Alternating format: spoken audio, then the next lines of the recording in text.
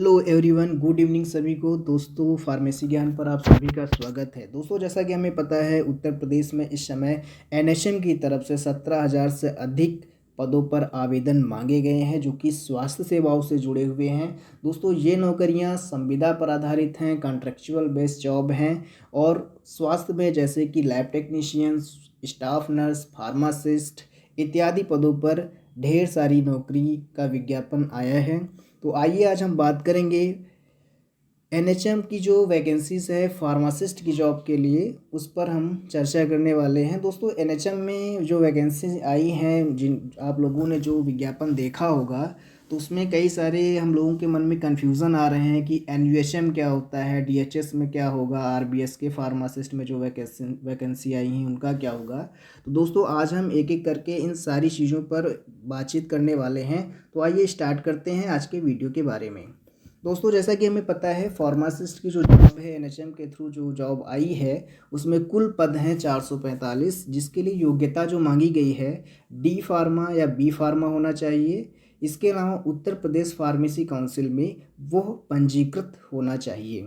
दोस्तों, जो जॉब का डिस्क्रिप्शन है वो एनयूएचएम यानी नेशनल अर्बन हेल्थ मिशन, राष्ट्रीय ग्रामीण स्वास्थ्य मिशन में 209 पद हैं। डीएचएस यानी जिला स्वास्थ्य जो सोसाइटी होती है, डिस्ट्रिक्ट हेल्थ सोसाइटी जिसे कहते हैं, उसमें 46 पद हैं। और आरबीएस के यानी राष्ट्रीय बाल स्वास्थ्य कार्यक्रम में 186 पद हैं। इसके अलावा एनपी यानी राष्ट्रीय प्रोग्राम, नेशनल प्रोग्राम में 4 पद फार्मासिस्ट के हैं। आइए हम एक एक करके बात करते हैं, आखिर ये है क्या एनयूएचएम। सबसे पहले हम बात करेंगे नेशनल अर्बन हेल्थ मिशन की, यानी राष्ट्रीय शहरी स्वास्थ्य मिशन। दोस्तों, इसमें जो जब हम हमारा सिलेक्शन मान लीजिए हो जाएगा, तो उसमें क्या होगा, जो गवर्निंग बॉडी हमारी रहेगी वो जिला अस्पताल रहेगा, प्रशासन रहेगा, और स्वास्थ्य सेवाओं को देखने के लिए सीएमओ होते हैं, तो वो हमारी गवर्निंग बॉडी वो रहेंगे।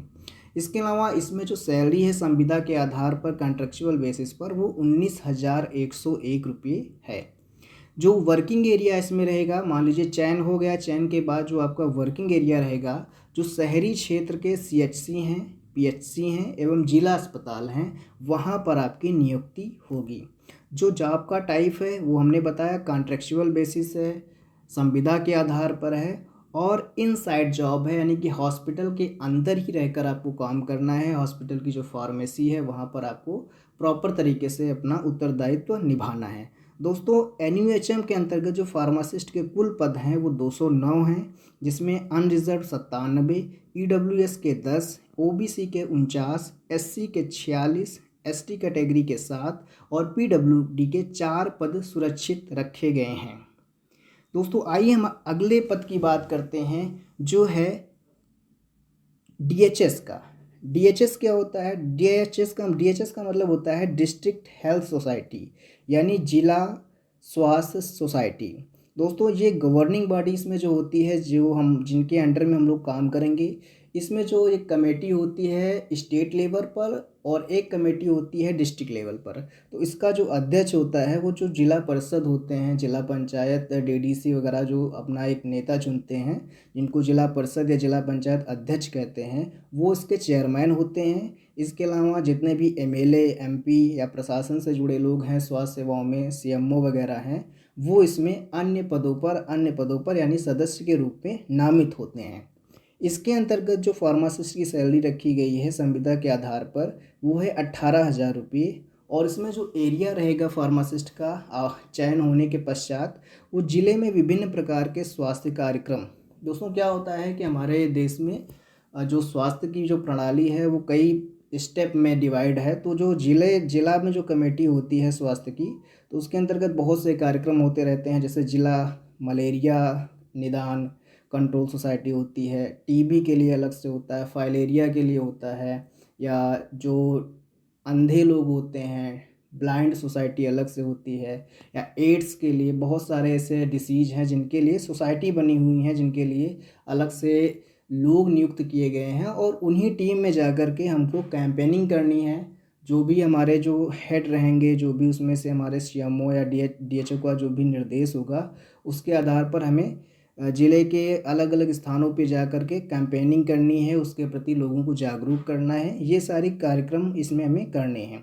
ये जो जॉब का टाइप है ये भी कॉन्ट्रेक्चुअल बेसिस है, यानी संविदा के आधार पर जॉब है। लेकिन ये जॉब इनसाइड ना होकर, यानी अस्पताल के अंदर ना होकर, ये फील्ड की जॉब है। आपको अलग अलग जगहों पर जाना पड़ेगा, वहाँ पर अपना जो उत्तरदायित्व है वो निभाने होंगे। इसमें जो कुल पद हैं वो हैं 46, अनरिजर्व्ड हैं 19, ईडब्ल्यूएस के 4, ओबीसी के 13, एससी के 10 और पीडब्ल्यूडी के 2 पोस्ट फार्मासिस्ट के डीएचएस के अंतर्गत आते हैं।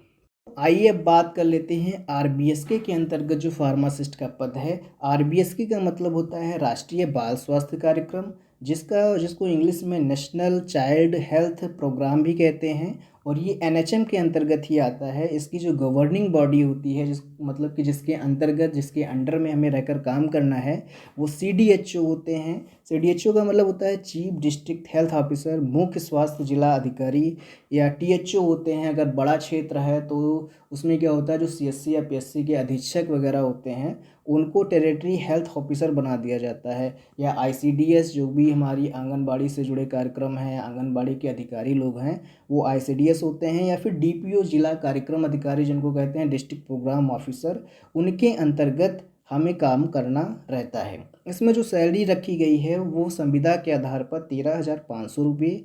इसमें जो वर्किंग एरिया रहेगा, यानी कि जहाँ पर हम काम करेंगे, वो ग्रामीण एवं शहरी क्षेत्रों के जो प्ले स्कूल हैं, छोटे बच्चों के स्कूल हैं, आंगनबाड़ी केंद्र हैं, आशा वर्कर्स हैं, एएनएम हैं, इनके साथ रह कर के हमको काम करना है। स्वास्थ्य सेवाओं का विस्तार करना है, प्रचार प्रसार करना है, इत्यादि काम हमें इसमें करने हैं।